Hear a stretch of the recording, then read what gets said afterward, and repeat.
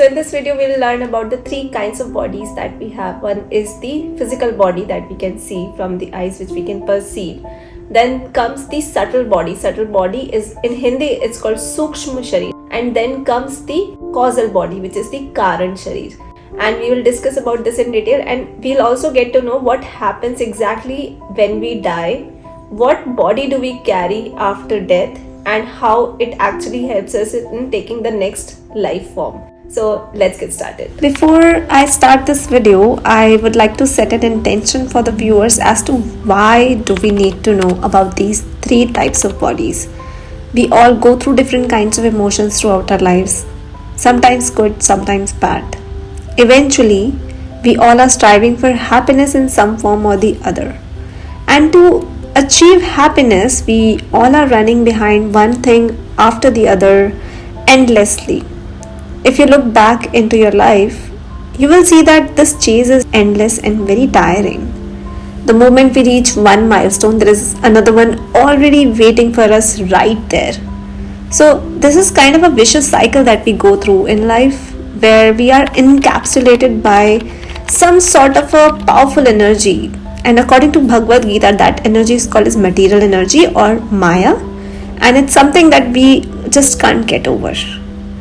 And it is also said by Sri Krishna in Bhagavad Gita that only when you transcend the material energy, only then will you be able to access true bliss in life.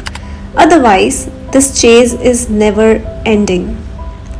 We create our own miseries by our own karmas. And the irony is, even the good karmas have consequences. And it will eventually lead us to suffering. You can only understand this when you go deep into spirituality. But for now, if you are someone who does not understand this at all, Sri Krishna is explaining this to people like us who are not spiritually enlightened about the nature of our soul and the three bodies which is associated with it in the material realm. Hence, it is important to know what these three types of bodies are to get an intellectual level of understanding until we can unlock our spiritual wisdom or soul's wisdom ourselves. So, in chapter 2 of Bhagavad Gita, Sri Krishna is explaining to Arjun this analytical knowledge which is known as Sankhya Yoga, and at this instant, when this message is delivered to Arjun, Arjun's state is at a mundane level, or we can say that he is not spiritually elevated as of now. So he explains that when our physical body dies, our soul leaves the current body and enters into the new body according to our karmas in the past lives. Just like we change our clothes every day, our soul changes the body. We have heard this many times. And this soul has always existed since the beginning and will continue to exist forever.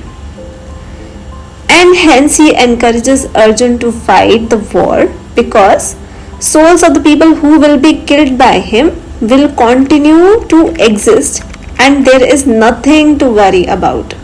It doesn't mean we'll kill people. It's just the situation that demanded Arjun to fight the war. That's why Sri Krishna is encouraging Arjun to fight that war. We must have listened to these words before in life as well. However, there's nothing new I'm telling to you, but to realize it by ourselves, one needs to reach a level in life where we can unlock our spiritual wisdom, which comes when we practice regularly and consistently some sort of a spiritual practice. It can be meditation, it can be praying to God, it can be a lot of other kinds of practices. So this is where the importance of understanding the three bodies come into picture and are required, and it helps us understand where we are currently in the spiritual path and how much more work is still needed for us to reach our higher self. So as per Vedas, in the material realm, each individual soul is bound by three bodies specifically. First is the gross body, which is the physical body. In Hindi, it's called Sthula Sharira. It is a physical body that we can perceive with our senses. and it is composed of 5 elements. 5 Mahabhutas bolte hain in Hindi: earth, water, fire, air and space. We will not go deeper into each kind of body, but we will get to know from a brief overview and an overall perspective what each body means. So second body is a subtle body. Subtle body means Sukshma Sharir, kind of body which we can't perceive through our eyes, but we can sense it. So it consists of 18 elements, 5 knowledge senses, 5 working senses. Then there is Man, Buddhi, Ahankar, or mind, intellect and ego.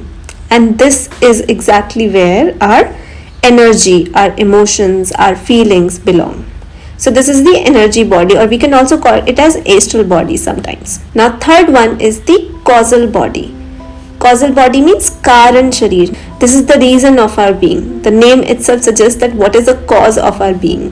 Now it carries the reason why we took birth in the first place.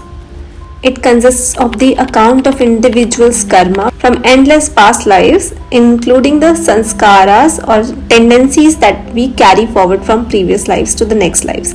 So from the beginning of our being, this particular body exists and is carrying all our karmas, and also carries the reason why we have taken birth in the first place.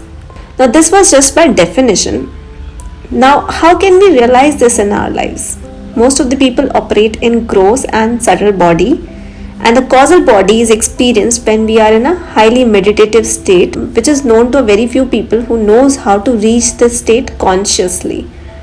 There are some signs of feeling the causal body, although it is a state of eternal peace or bliss, and this is where we can tap in to access our hidden wisdom. So you must have also experienced this state in your life. This is the state where you're just happy for no reason. You're just existing and you're just feeling blissful. This is the state of your causal body. We just know it when we reach this state, and that is when we become the knower of everything, and that is when wisdom flows through us seamlessly, and at the same time we are completely grounded, unaffected by the external conditions. This is the state when we are completely relaxed and are focused extremely into the present moment. This is also the state when we know where we are in our spiritual journey, from where we have begun and where we are eventually going, and how much work we actually have to do right at this moment to reach that state. Thank you guys so much for watching. If you like this video, let me know by commenting down below. And if you want to watch more content on this channel, please consider subscribing, as it will help me grow this channel, and I'll see you in my next one.